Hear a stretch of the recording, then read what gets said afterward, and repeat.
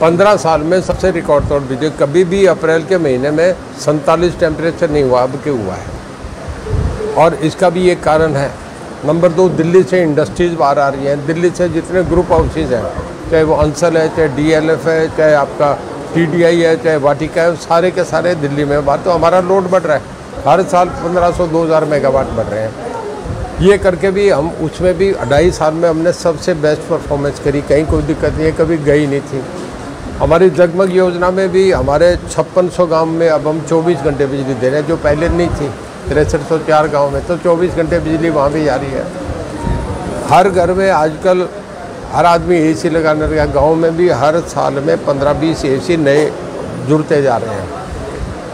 वो एक इकोनॉमिक्स का सिद्धांत है कि जब प्रोडक्शन गिरेगी तो भाव बढ़ेंगे, और जब प्रोडक्शन प्रोडक्शन बढ़ेगी तो भाव गिरेंगे। लोगों में कंजम्पशन बहुत बढ़ती जा रही है। हमारे जितने थर्मल हैं सब ऑन हैं। 3 हमारे पानीपत के चल रहे हैं, 2 हमारे यमुनानगर के चल रहे हैं।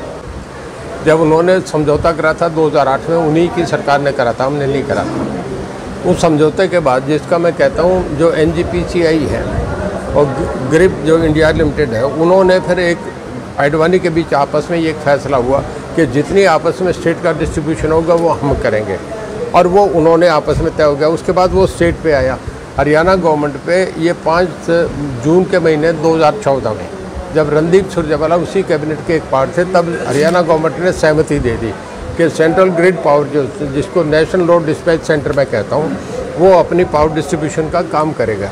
तो ये जो कह रहे हैं वो तथ्य बिल्कुल आधारहीन है।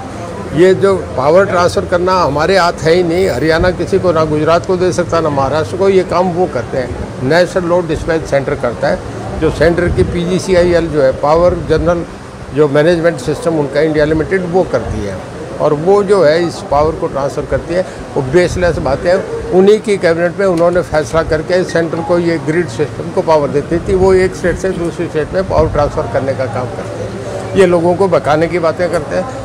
इस बात में कोई नहीं आधार ही नहीं, इस बात में कोई दम नहीं है। इसकी डिटेल मैं आपको पेपर से देके जा रहा हूँ। भूपेंद्र हुड्डा हमारे दोस्त हैं, भाई है, मित्रम क्लास फेलो भी रहे हैं। मैं आपसे बताऊँ, मैं बहुत प्यार में अच्छे में बात कहना चाहूँगा। मैं आप मीडिया वालों से पूछ रहा हूँ कि जो अभी नए कांग्रेस के प्रेसिडेंट बने हैं, हुड्डा साहब का ये गिला था ना कि वहाँ चपरासियों को बनाए जा रहे हैं, मुझे नहीं दिया, उन्हें बनाना चाहिए था। सबसे कदाऊ नेता इस कांग्रेस में तो वही थे। अब उनके सामने कभी तंवर को बना दिया, कभी शैलजा को बना दिया, ठीक नहीं थे ना। वो 0 आदमियों को बना दिया। अब मैं मीडिया से एक सवाल पूछता हूँ, जो अभी नए बने हैं, जो उदयवान, अब तो मैं भी होर्डिंग देख रहा था, अब आपके TV मीडिया में अब तो सारे स्टेट से परिचित चेहरा हो जाएगा। मैं आपसे बताऊँ, 4 दिन पहले अगर वो रोहतक की सड़क पे जाता तो आप में कोई पहचान लेता क्या? मैं आपसे एक सवाल पूछ रहा हूँ, बता दीजिए। तो जब कांग्रेस ऊपर से ये करती है तो हुड्डा साहब भी ये काम कर रहे हैं। देखिए, ये लोग जब रहेंगे, ये सेनापति रहेंगे, उदयवान जैसे रहेंगे, तो हमें कहीं रास्ता में दिक्कत है ही नहीं। रीजनल पार्टीज ख़त्म होती जा रही है।